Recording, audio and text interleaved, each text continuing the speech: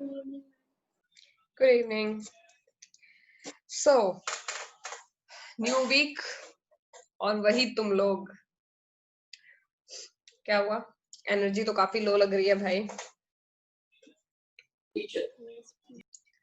आज तो एनर्जी सही होनी चाहिए। अब तो काफी लॉकडाउन वगैरह भी खुल गया है।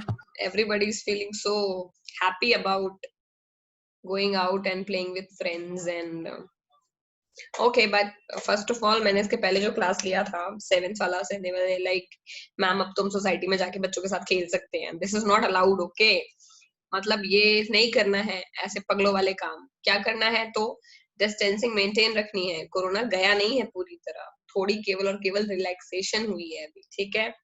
तो वो बताना जरूरी है मुझे। तुम लोगों का जो दिमाग उल्टा चल रहा है ना, that now we have got freedom, you are still at risk, so behave responsibly.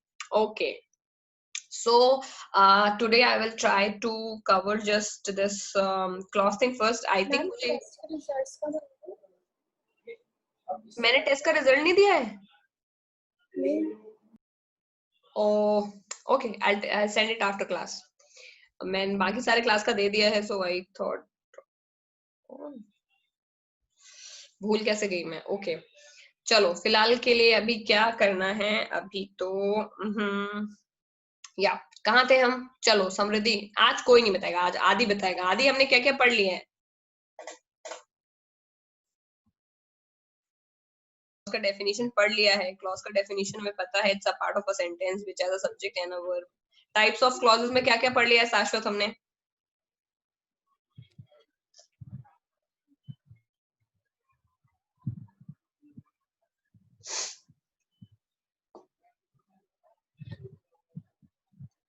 समृद्धि बेटा आप ही बता दो, क्या क्या पढ़ लिया है हमने टाइप्स ऑफ क्लॉजेस में? हम दो टाइप के क्लॉज होते हैं, मेन क्लॉज और सबऑर्डिनेटेड डिपेंडेंट क्लॉज। ओके, तो मैम हमको शुरू करना टाइप ऑफ क्लॉज से, तो हमने एक ही ओके। टाइप्स ऑफ क्लॉजेस में हमने दो पढ़े हैं, एक होता है मेन क्लॉज और एक होता है सबऑर्डिनेट क्लॉज। ओके, आज हम मेन क्लॉज, हेडिंग डालो मेन क्लॉज। और अभी सिंस मैंने फ्रेज पढ़ा दिए हैं तो क्लॉज पढ़ाने में I will not take much time, because phrase और क्लॉज में केवल इसी चीज का फर्क है कि क्लॉज में सब्जेक्ट और वर्ब होता है और it's a part of a sentence. Phrase इतना मतलब नहीं निकालता है, लेकिन क्लॉज का जो होता है वो सेंस बनता है। ये मेन डिफरेंस है। उसके अलावा फ्रेज भी बेटा तीन तरह के ही होते हैं। मतलब फ्रेज का जो कैटेगरी है वो भी तीन में डिवाइडेड है, noun clause, noun phrase, adjective and adverb phrase. Similarly clause भी तीन में डिवाइड होता है। क्लॉज में भी नाउन क्लॉज, एडजेक्टिव क्लॉज और एडवर्ब क्लॉज होता है। तो जब हम क्लॉज पढ़ेंगे तो we would be very fast. अभी हमने क्लॉज पढ़ लिया है, क्लॉज का डेफिनेशन पढ़ लिया है। क्लॉज का डेफिनेशन कुछ और नहीं, clause is part of a sentence, part of a sentence. किसी भी सेंटेंस का पार्ट है क्लॉज। और फिर बोलो कोई भी पार्ट, बोलो नहीं वो पार्ट जिसमें एक सब्जेक्ट है और एक वर्ब है, having a subject and a verb. Okay, और क्या कैरेक्टरिस्टिक है? makes sense, इसका मतलब निकलता है। ऐसा नहीं है कोई भी एक वर्ड लिख दिया वो क्लॉज नहीं होगा। प्रॉपर सब्जेक्ट और वर्ब मिलाकर के एक हाफ पार्ट बनेगा सेंटेंस का, that would be a clause. Okay, और क्या है? अगर इनमें से किसी एक को हटा दो तो क्या बन जाएगा? बोलो मैम तब ये क्लॉज नहीं रहेगा, it will become a phrase. फिर मैं तुमसे पूछूं तो फ्रेज और क्लॉज में क्या फर्क है? बोलो बस इतना ही फर्क है, एक है सेंस और दूसरा है नॉन सेंस। तो हम सेंस वाला पार्ट अब पढ़ रहे हैं, लेकिन इनके टाइप एकदम सिमिलर होते हैं। मतलब ये एक ही तरह के होते हैं, नाउन क्लॉज, एडजेक्टिव और एडवर्ब क्लॉज। ठीक है, ये मेन है थ्री टाइप्स ऑफ क्लॉज। ठीक, लेकिन उसके पहले हम ये पढ़ लेंगे कि जो क्लॉज होता है वो खुद कैसा हो सकता है।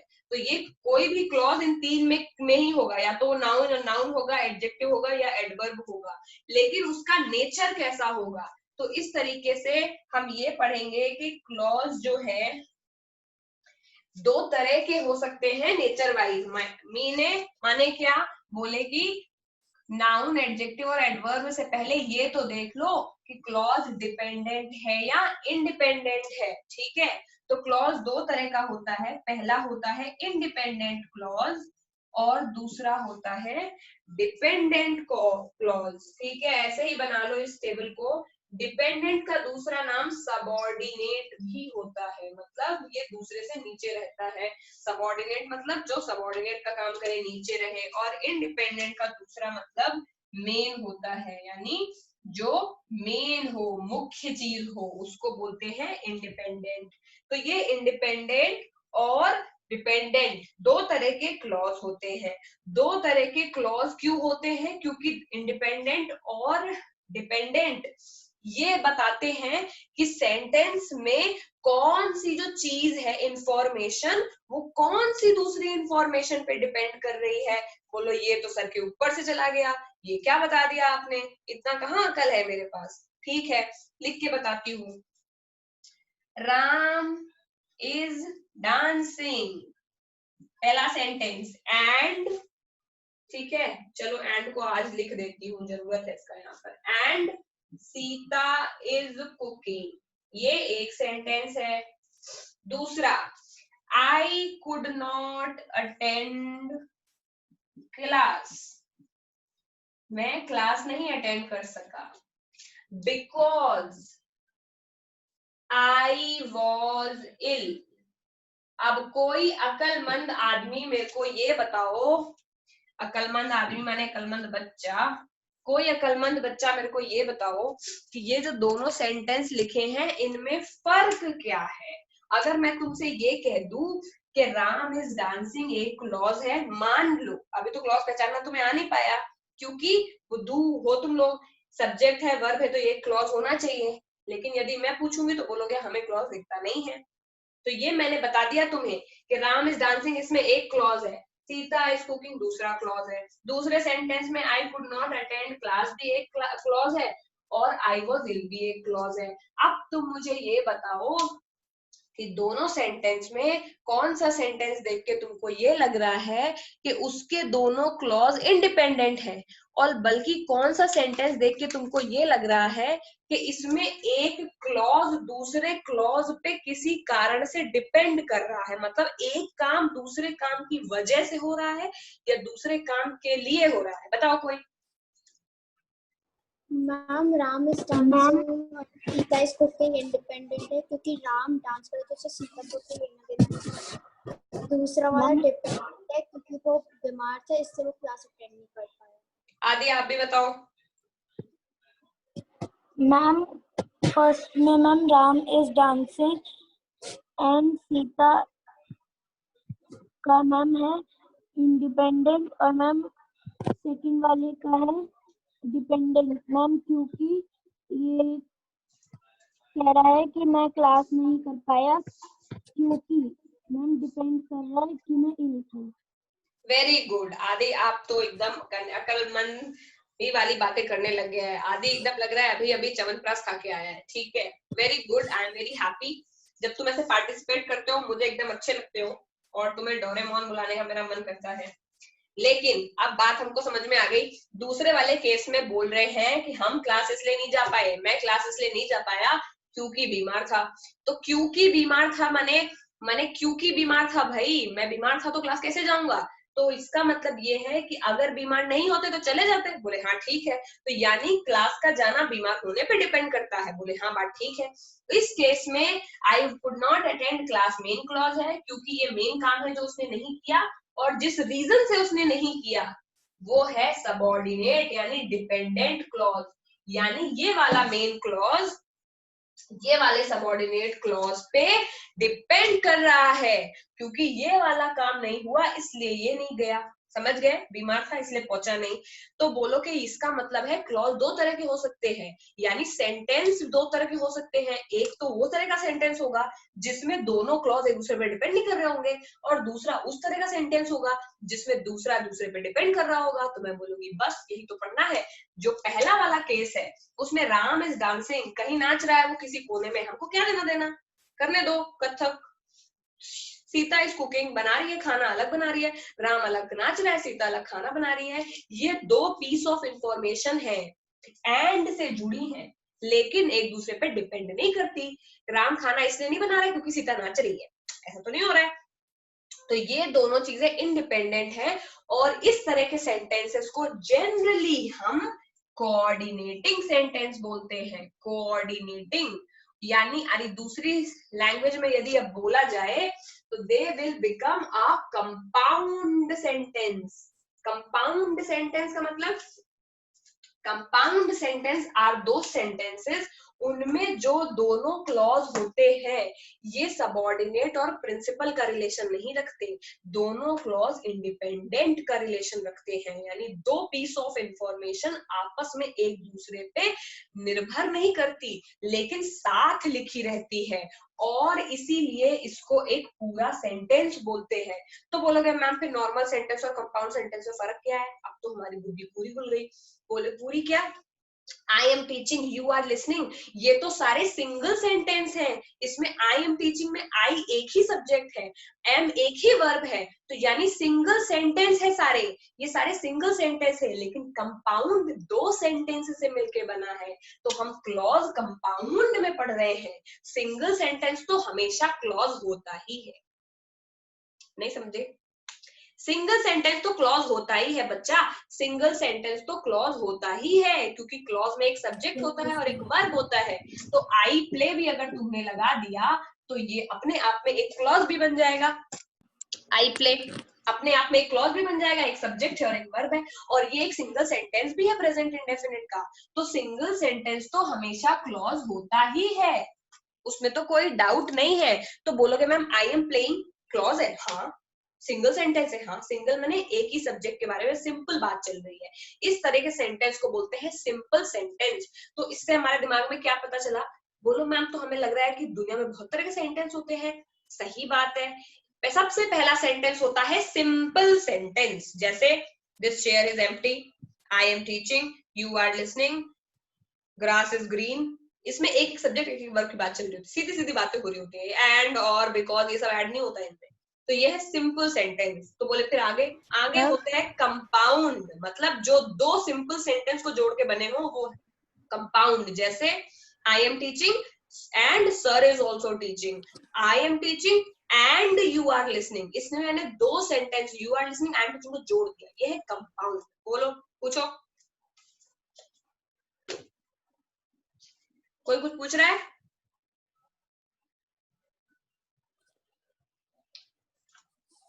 मैम कृषि पूछ रहा था। हाँ मैम कृषि पूछ रहा था। कृषि पूछो बच्चा। Ma'am the grass is green में वर्ब क्या है? कोई वर्ब नहीं है उसमें तो। इज हेल्पिंग वर्ब है ना बच्चा। अच्छा मैम हेल्पिंग वर्ब को भी देख सकते हैं? सब काउंट होता है इसमें। As long as sentence is making a sense it's a clause. समझ गए? वर्ब का मतलब है हेल्पिंग वर्ब के साथ अगर सेंटेंस बना हुआ है, या normal verb I play, this is also clause, तो वो क्लॉज ही माना जाता है। Simple sentence is always a clause. Clause की डेफिनेशन यदि भूल जाओ तो सिंपल सेंटेंस तो याद रख ही लोगे, I am playing, you are going, वही क्लॉज है। सो बेसिकली क्लॉज को फिर बोलो कि फिर तो बड़े पगले हैं हम लोग। सिंपल सेंटेंस कोई अगर क्लॉज कहते हैं तो फिर क्लॉज का नाम ही क्यों रखा? बोल देते मैम कंपाउंड सेंटेंस में दो सेंटेंस होते हैं, ऐसे नहीं पढ़ पाते क्योंकि दो सेंटेंस मिला के एक सेंटेंस बना है, सुनने में अजीब लगता है।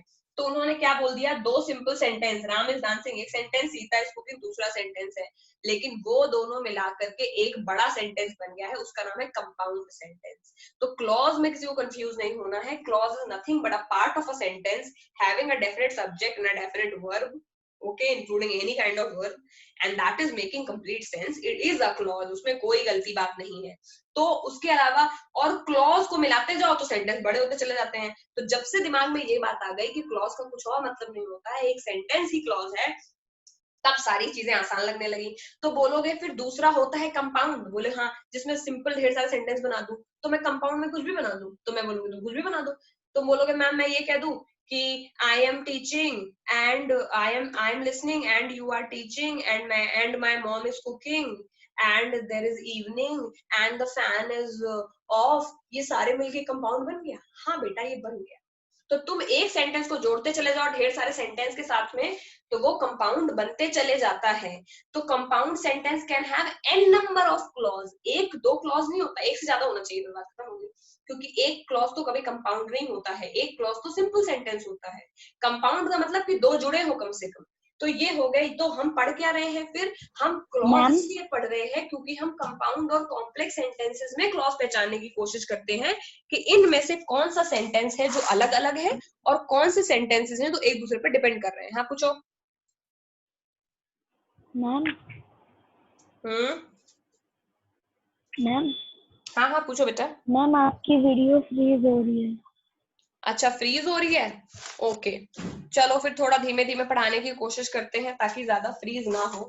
तो अब हमें ये बात समझ में आ गई है कि कंपाउंड सेंटेंस होते हैं। तो फिर बोलो मैम और भी कोई टाइप होता है?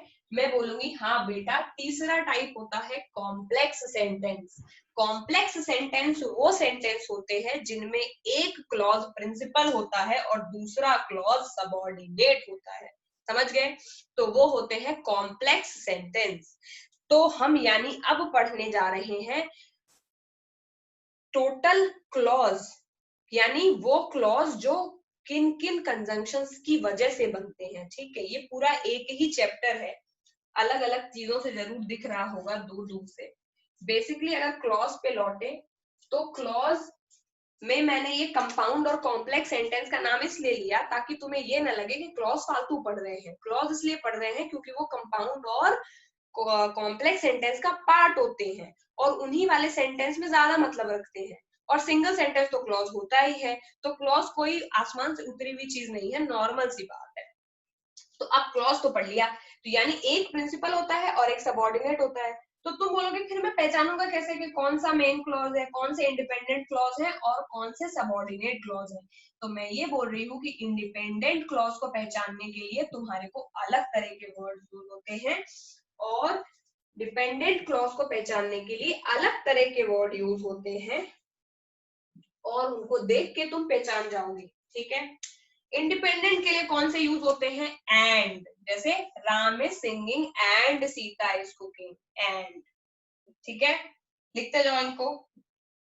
बट, और, फॉर, नॉर, यट, सो। ठीक है, ईदर और, neither nor, else, as well as। ठीक है, as well as अगर ना दिख रहा हो तो फिर से ढंग से लिख देती हूँ, as well as। ठीक है, ये कुछ है, एटसेट्रा लगा लो, इसके आगे और भी हो सकते हैं।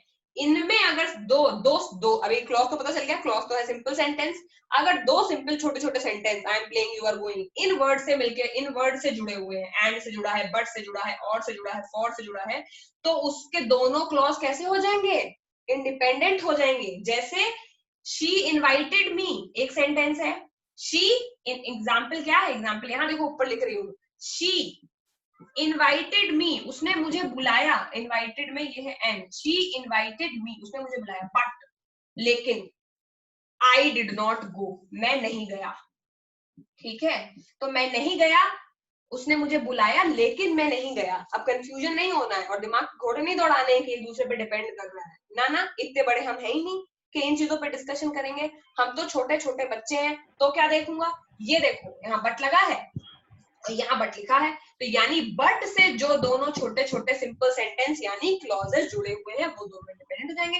ये भी इंडिपेंडेंट है और ये भी इंडिपेंडेंट है क्योंकि ये बट से जुड़ा है। और तुम्हें कुछ नहीं देखना, तो बस इतना ही पहचानना है कि ये वाले वर्ड से जो दो क्लॉज जुड़े होंगे वो होंगे इंडिपेंडेंट, दोनों, उनमें कोई सबऑर्डिनेट नहीं होगा। तो फिर सबऑर्डिनेट पहचानना और भी आसान हो गया। इनके अलावा जो मैं इधर लिख रही हूँ, अगर उन वाले चीजों से सेंटेंस जुड़ा है तो वो सबऑर्डिनेट, उनमें से एक सबऑर्डिनेट हो जाएगा और एक हो जाएगा हमारा इंडिपेंडेंट। ठीक है, तो ये वाले वर्ड कौन से हैं? ये वाले वर्ड है बिकॉज, जो मैंने अभी बनाया था, I could not go because I was ill. Although, although, ठीक है। उसके अलावा though he is poor he is happy, ये भी हो सकता है। व्हेन, बिफोर, ठीक है। And relative pronouns, relative pronouns में क्या क्या आ जाएगा? रिलेटिव प्रोनाउन सबको पता होंगे। रिलेटिव प्रोनाउन में आता है दैट, विच, ठीक है, whose, whom, ये जो who वाले WH वर्ड कुल मिला करके, whom, whose, ये जो WH वर्ड है ये भी इसी में आते हैं डिपेंडेंट में। तो जब तुम्हें ये वाले वर्ड से कोई सेंटेंस जुड़ा हुआ दिख जाए अगर, तो तुम फटाफट समझ लेना कि इनमें वो वाले सेंटेंस में से एक क्लॉज डिपेंडेंट है बल्कि दूसरा क्लॉज इंडिपेंडेंट है। तो बोलोगे कि मैम ये कैसे पहचानूंगा फिर कि कौन सा इंडिपेंडेंट है और कौन सा डिपेंडेंट है? वो भी बहुत इजी है। जो वाला आधा पार्ट इसके साथ जुड़ा, इन वर्ड्स के साथ जुड़ा होगा, वो ही सबऑर्डिनेट होता है। समझ गए? जैसे I know when he will come, समझ गए? तो ये when से जुड़ा है, तो जो when he will come ये हो जाएगा सबऑर्डिनेट और बचा हुआ हो जाएगा इंडिपेंडेंट। समझ गए? तो ये भी बहुत आसान है कि जो जुड़ा, जो वर्ड है, ये जो वर्ड है उसके बाद जो लिखा होता है वो ही सबऑर्डिनेट क्लॉज होता है और उसके अलावा जो बचा होता है वो अपने आप मेन क्लॉज बन जाता है। ठीक है? तो हर तरीके से क्लॉज पहचानना तुम्हें आ गया। I know when he will come, तो when he will come subordinate हो गया क्योंकि ये व्हेन से के साथ ही विल कम जुड़ा है, तो when he will come subordinate हो गया और आई नो मेन क्लॉज हो गया।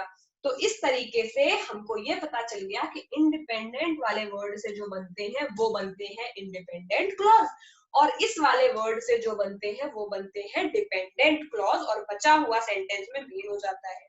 तो इधर वाले में दोनों क्लॉज इंडिपेंडेंट होते हैं, बस इनका नाम चेंज कर दिया गया है और नाम रख दिया गया है कोऑर्डिनेटिंग क्लॉज।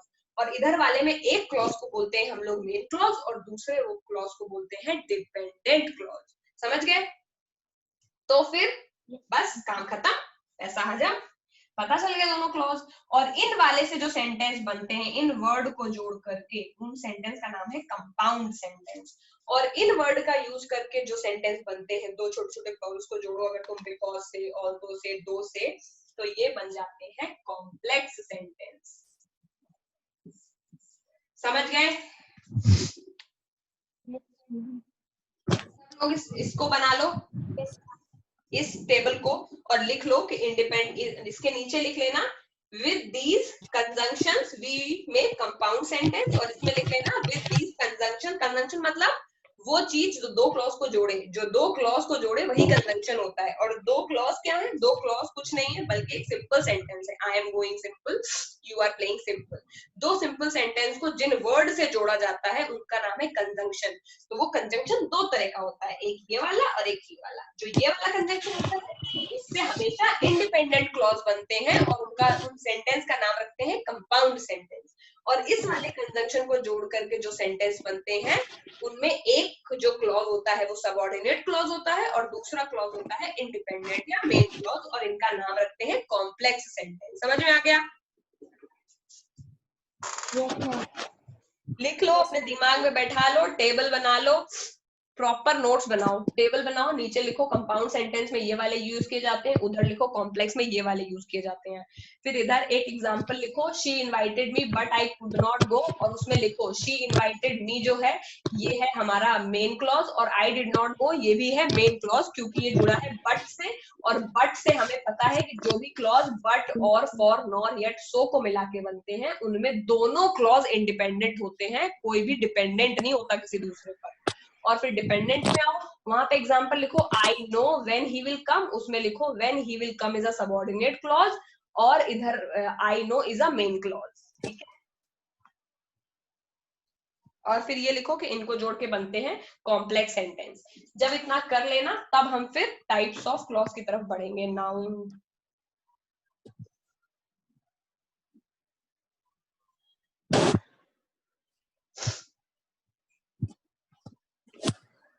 Ma'am done. सबका हो गया है? Yes ma'am. समृद्धि?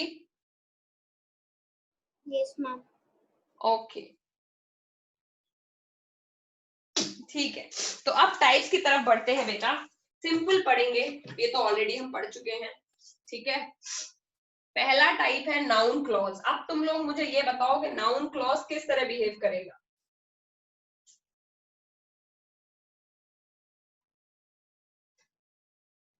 नाउन फ्रेज में पढ़ाया होगा मैंने।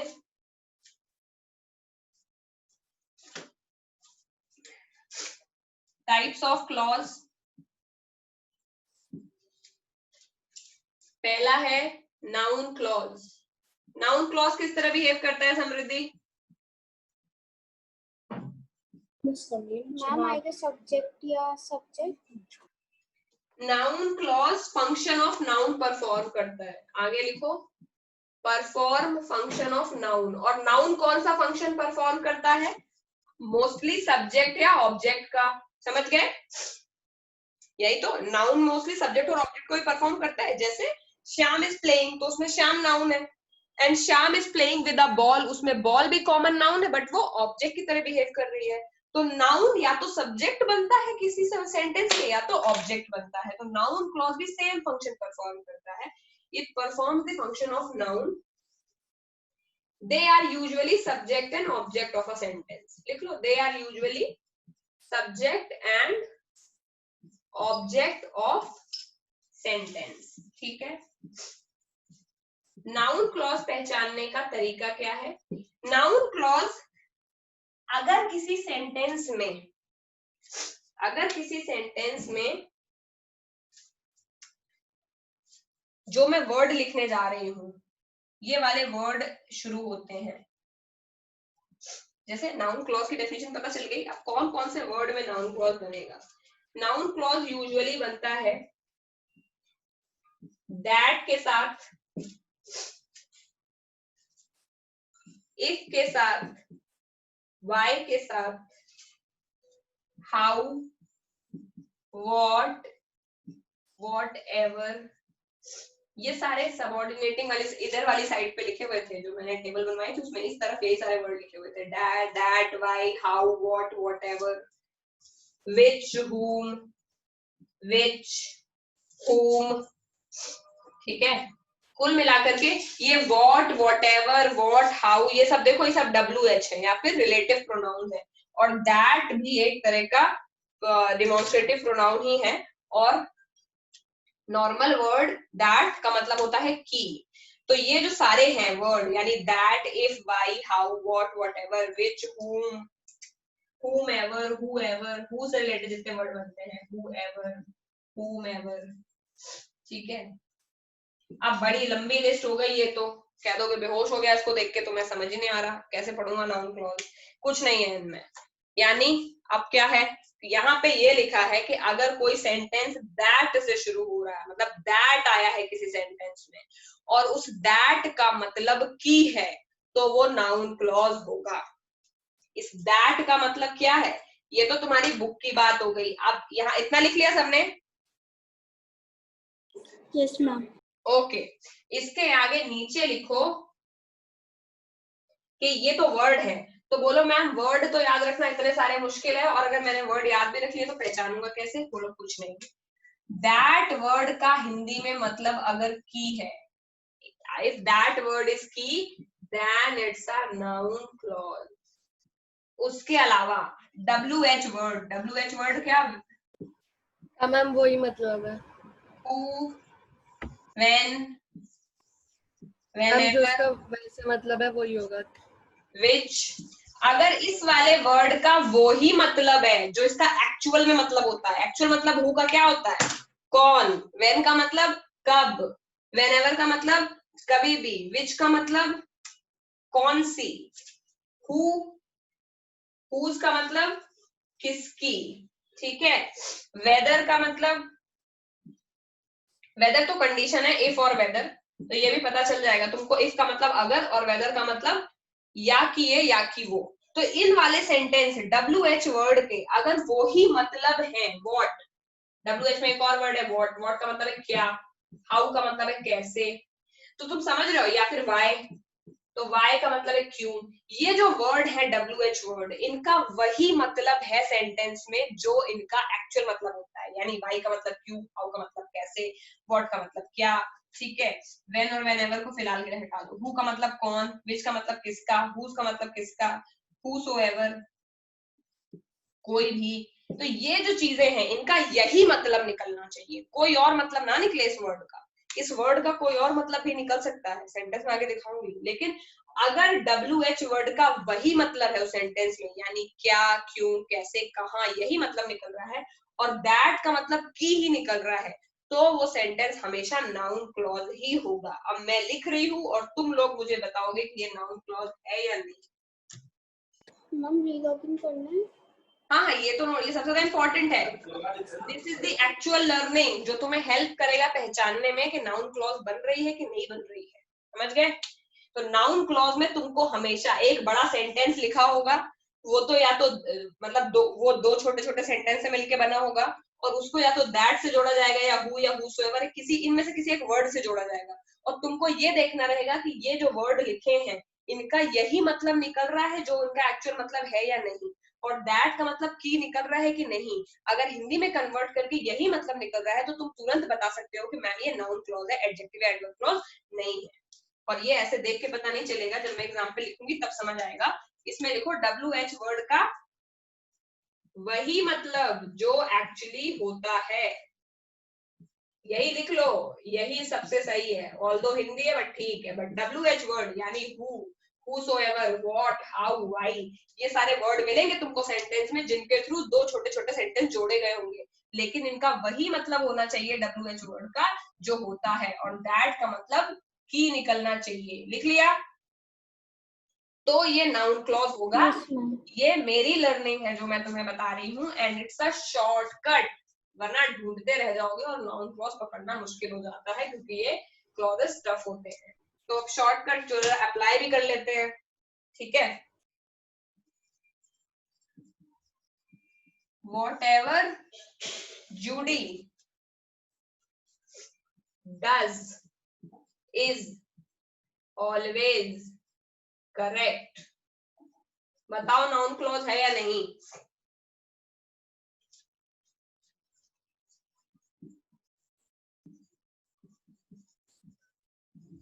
I do not know when Anita will come।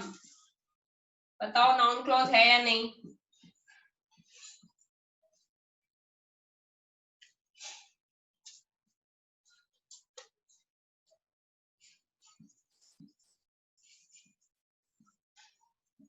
We are trying to know why he left।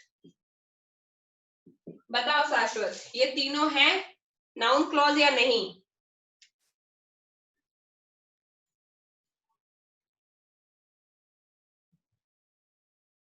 Samriddhi answer तुम्हारा ठीक है। मैम लास्ट वाले में लास्ट वर्ड क्या लिखा है? लेफ्ट, क्यों चला गया, why he left। Okay, ma'am 2 minute बाद मीटिंग ज्वाइन करनी है। 2 मिनट बाद मीटिंग, हाँ ज्वाइन। ओके, एक बार ऑफ हो चुकी है क्या मीटिंग। ना ना ना बेटा ज्वाइन करनी है, ठीक है। बताओ समृद्धि, बाकी दोनों को नो क्यों लिख दिया तुमने। आदि बताओ ये तीनों नाउन क्लॉज है क्या। मैम फर्स्ट है मैम नाउन क्लॉज। दूसरा मैम दूसरा नहीं है मैम। क्यों, मैम व्हेन का मतलब क्या निकल रहा है इसमें।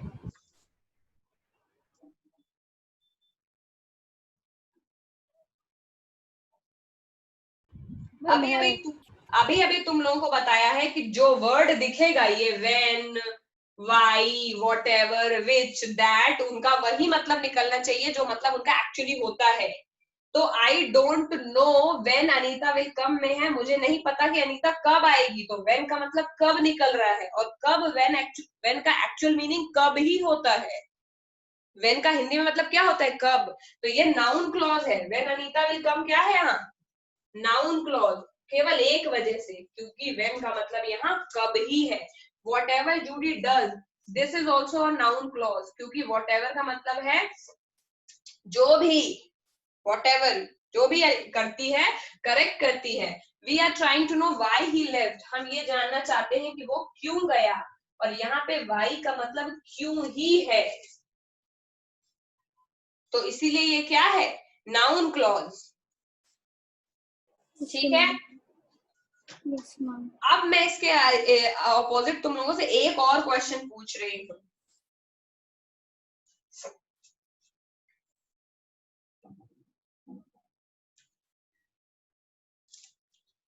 I will go when you go,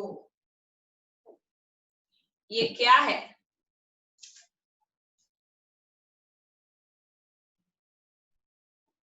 ma'am yes या नो में आंसर देना है। पूछो, ये नाउन क्लॉज है या नहीं?